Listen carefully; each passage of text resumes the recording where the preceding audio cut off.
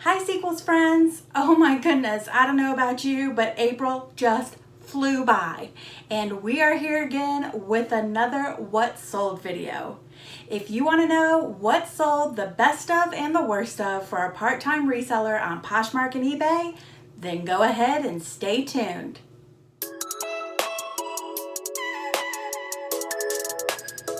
Hi Sequels friends, welcome back to my channel. If you are new here, I am so grateful to have you. Thank you so much for tuning in. And if you are returning one of my 130 subscribers, I just went from nothing to 130 in like a month. So welcome back. Virtual hugs. Thank you so much for supporting me. As always, if you find that you like this video and you do think that it was helpful, go ahead and hit the thumbs up. That does let me know what kind of content to create in the future. And if you're new here, love reselling content, love thrift flips, like somebody who does deep dive analysis and tells it like it is, then go ahead, ring my bell, hit that subscribe button, as we would love to have you here. So as I said in the intro, this week's video is all about what sold for the month of April. As I do, I will give you the top of best of items and then the bottom worst of items. And then at the end, I give you a little bit of a deep dive into what categories are selling, what platforms are working, and what my numbers are. So as I said before, the month of April is not too shabby for me. I grossed $944.79 and ended up taking home a net profit after cost of goods, after fees and after shipping and all that jazz, $612.52. That is a 6% increase from the month of March, and I am pretty darn happy with that. Let's get into first the best of and the worst of. As always, I'll pop a little picture up here so you can see exactly what I'm talking about, and we'll start with the best. This right here is an item that I absolutely loved. It was gifted to me by a friend. Super, super cute lavender sweater and skirt set. Totally 80s and totally in near perfect condition. I gotta tell you, this item right here is a testament to not accepting lowball offers on things that you do not think are worth the value. I must have had half a dozen people send me a $15 offer on this, to the point where I almost took it, but I'm like, no, this is a good item. It should not go for $15. And sure enough, I held out and I was correct, and I ended up selling this item, less fees, less shipping, on eBay for $31.55. So hold to your guns when you get those lowball offers. Now, if it's a t-shirt or something you could give a shit about, take the offer. Set that algorithm on fire and hopefully you'll get some other offers. But when it's something vintage or something you really love or something you know is value, stick to your guns. So very pleased with that sale. This is a set of 4, and I don't even know how to pronounce the brand. It is ARCOROC, and they are clear commercial quality, culinary quality glass mugs. Now, I ended up selling these for a net profit of $20.08. Do you know where I found these? In my cupboard. Do you know where I got them? At a thrift store, God knows how many ages ago, for like, I don't know, maybe a quarter each. I don't spend more than like a quarter for stuff like this. So I was super stoked as I was cleaning out my cupboards to find these, put them online, and see that they sold. And again, that was on the eBay platform. These Maiden Lane flats, love them, super cute. They came in a thread up box that I did a video of, which I'll put the card up here for you guys. It was back in fall, and they have been sitting for a while, and this is a good example of why you need to relist items, because I went ahead and relisted on Poshmark and eBay, and within the week, these babies sold. And they ended up netting me $25.34 on the eBay platform. Pretty darn stoked about that. And I gotta tell you, I know I sent out offers for less than that. So sometimes just relist and start over. This is a pretty interesting item. This was gifted to me in those big old bags. If you've been watching me for a while, big old bags of stuff I got from my great aunt. They are chick elastic waist shorts. Now, if you're middle-aged like me, you remember cheap jeans, And I don't know if anything about them since 1980 whatever, but I put them online just to see, and again, I was pleasantly surprised that these ended up selling for $20.91. I gotta tell you, I might even go ahead and pick up something like this if I saw it thrifting. Definitely if I saw it in the bins. Not a brand I would think means anything, and pleasantly surprised to learn that it does. Another gifted to me item, I absolutely adore this item. It is a vintage, it's Donna Vicini, and it's a vintage knitwear sweater skirt. It is part of a two-piece set. I do not have both of the pieces. I was expecting to get a little bit more for this, but it's been sitting for a little while. I did take an offer on it, and I ended up making $21.47. Now, if you guys just saw my ThredUp box, which I know a lot of you new subscribers have recently come to my channel because of, and again, I'll put a card up here, you know that I got a lot of items that were damaged or had flaws or a lot of different stuff in that box. That I did not realize was something that you get, but after further research and education from you awesome viewers, I realized that it is sometimes stuff that you get. This shirt had a rip at the collar, a rip on the shoulder, there were multiple things wrong with it, but it is Eileen Fisher, and you know that Eileen Fisher can go for a decent amount. Now, I took an offer on this because I was very skeptical that I was going to be able to sell anything that's damaged. I haven't really sold damaged things. I don't really pick up damaged things. So I didn't realize that there was a market out for it. So I went ahead and I took an offer. I took an offer at Poshmark for $29 and ended up netting $20.59 on this sweater. Now, again, I'm not sure if I could have even done better than this. I just took the offer because I'm like, oh my God, I can't believe somebody's making an offer on something that's damaged. If you feel like I could have made more money, please educate me below. I would love to know. But either way, pleasantly surprised with an over $20 profit on an item that's damaged. So I'm pleased with what I made off of that. And then the last item made me just a little bit under 20 bucks. But I thought it was very interesting. This white stag, kind of like a teacher motif shirt. It's denim. It's a little bit... it looks to be like it's vintage, but I'm not sure if it really is or if it's just more for that traditional customer. Definitely not something I would ever pick up out thrifting, but I gotta tell you, I think it's just because it teacher motif. And so that is now a category that I will look for when I'm out thrifting, especially at the bins. This ended up netting me $19.85 on eBay. So not too shabby with some of those items. They're all over 20 bucks. That is always my goal, to try to have an average sale price of $20 or more. Have not been anywhere close to that since I've grabbed all these freebie items from people, but I am pleasantly surprised to see what items are moving at that. And like I said, I learned a couple of new things.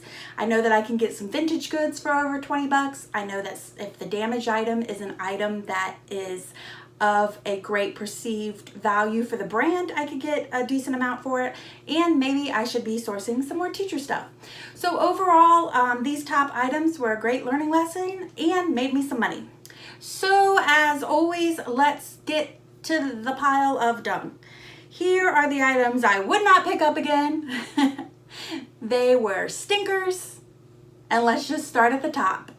This is a True Destiny short romper. Again, this is something that I'm selling for a friend. These little junior brands are not moving for me at all. I take lowball offers on this kind of stuff just to clear it out of my closet. I ended up taking an offer. No, I ended up making $3. No, sorry. I ended up making $5.59 on this, but I have a 70-30 split with a friend, so I only ended up putting $1.68 in my pocket. Definitely not worth it. Definitely not an item I would sell for anybody, and certainly not something I would pick up. Another this item was a freebie item, just in a big old bag of stuff that somebody gave me. It was new with tags, so I went ahead and put it online. Had it in my shop for a while. Doesn't really go with any of the aesthetic of the things that I have. Took an offer of $5 on Poshmark. Ended up making $2.05. Not really worth the time. These basic edition shorts. Took a lowball offer on them from Mercari. Did not realize that I had free shipping on them, as I have some things free shipping and some things not. I was in the process of changing it and ended up making just $1.31 on them. Certainly not worth my time. Again, would never really pick up any Kmart Basic Edition stuff, but it was in the big old bag of stuff that was gifted to me. This Disney Grumpy Tea, I picked this up in the bins. My partner picked it up for me because he's like, ooh, Disney stuff. I was like, okay, whatever, I'll try it. I'll try anything in the bins. That's a good time to be testing things at that bins pricing. Got home, realized it was not going to net me much. It's all over the place and it isn't very special. Ended up taking a $10 offer on it, and after Poshmark fees, made just $3.44, and I'm guessing there was a shipping deduction in there as well. And then this last item I picked up from the bins because I thought it was just a really pretty, looks almost like a silk blouse, but it's actually polyester. It is Liz Claiborne brand, goes for next to nothing in store, so I should have known better than I'd be able to get anything for it online. Sold it on eBay and ended up making just $4.68. So there are some things that I would definitely not pick up again. So as I said, now that we are through the best of and the worst of, let's get into the nitty-gritty, deep dive, get into that analysis, have a better idea of what is actually working for us so that when I go out sourcing, I know I'm picking up things that I need instead of just whatever feels right. So like I said before at the beginning, the total sales were $944.79, and I ended up netting, after Poshmark fees, after eBay, after shipping, after all of that nitty-gritty stuff, I ended up netting $612.52. That is a 6% increase from March, and I did sell approximately the same number of units, which was a shit ton, at 58 units. Now I say a shit ton because I used to not sell this many units. And if you're new to me, let me reiterate, I've taken a lot of freebie stuff from friends and family. Most all of that freebie stuff, if it was in good wearable condition and I thought I could make $15 on it, I would go ahead and list it online. Now I am learning I can't necessarily make $15 on those things, but it is still a good learning lesson and I thought it worth my time. And also, I didn't have to invest any money into that sourcing, which was very helpful to me during that time. Now, as we've moved through the last few months, I've realized, some of this stuff is not selling, and also my store doesn't really have in it what I want it to have in it. It doesn't really represent the aesthetic that I like, nor let's move past some of these items. So a lot of those items that were gifted to me that I didn't think were worth the value of $15, I went ahead and I ran a sale. I'm running it still currently on Poshmark, 4 for $25, and on eBay they are 50% off. So ever since that sale started, which I did begin in the new year, my average sale price has tanked, and the average number of units I sell per month has dramatically increased, which would make normal sense because I'm running a sale. A little bit more work, but I gotta be honest, I don't think these things would go out the door unless I lowered the price. So clearing through them, and as I'm clearing through them, I'm sourcing other product like the bulk box. I'll put a card up here that I recently bought. I have another ThredUp box coming, and I have some B&G trading stuff coming. So I am sourcing some higher price goods to try to offset those sale prices so that hopefully I can raise my average sale price. Ba-ba-da-ba-da-ba-da.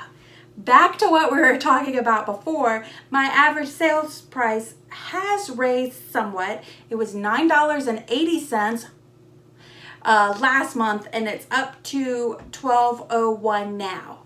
Now, back in holiday time, I was much higher than this because I wasn't putting those things on sale and I was sourcing higher price pointed goods. So we're working to getting back towards that with all that stuff that I just said. Now, best categories. You may recognize some of these as they have been my best categories for a little while now, and it is tops, dresses, and sweaters. And coming up for fourth place is shorts, which is pretty awesome to know because people are shopping for spring, I guess, and so we have shorts in there. So I'll probably be sourcing less sweaters if I get them in mystery boxes and stuff. Of course, I'll go ahead and put up, but I will be focusing on sourcing tops and dresses going forward. Now, if you look at my handy dandy chart that I have up here, dresses made up 10% of my total dollar sales and 7% of my unit sales. that means I have a higher than average sale price on those, which I love. I love it when I make more dollars on less units. That means it's going out the door for a higher price. The same thing is true for sweaters, though it's pretty flat, it's about the same. But as has been for the last however many months, tops, I always sell more units than I do dollar sales in tops as a higher percentage, which means they're going out the door for a lower price. Oh, I did go in and look to see what my inventory is now to get a better idea of how much stuff I'm trying to move through and out of and how much I have left. And I do have about 35% of my total inventory on sale. Like I said, that's the 4 for $25 sale on Poshmark, which nobody's bundled 4 pieces, but if they put any of my sale items, if they like it or they bundle it, then I give them a really deep discount incentive to go ahead and get it out the door. And then the rest of it is on 50% off on eBay. Now, how much is 35% of my inventory? That is 86 items out of the 249 items I have in inventory.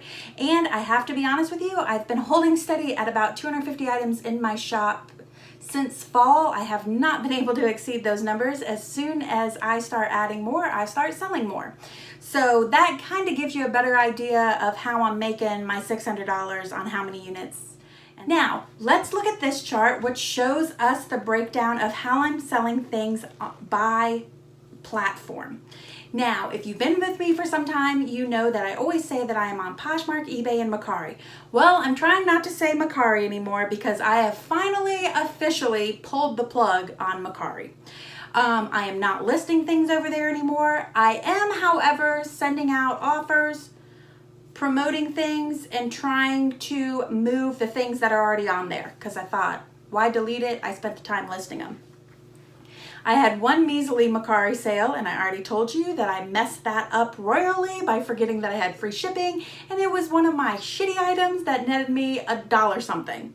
So, as you can see in the chart, it really accounts to 0% of the sales because the sales were so low, and about 2% of the units, which further justifies my goal of staying off that platform. I am pleased to announce though that I have increased my Poshmark sales and they are now 33% of my total sales. They were only 22% last month.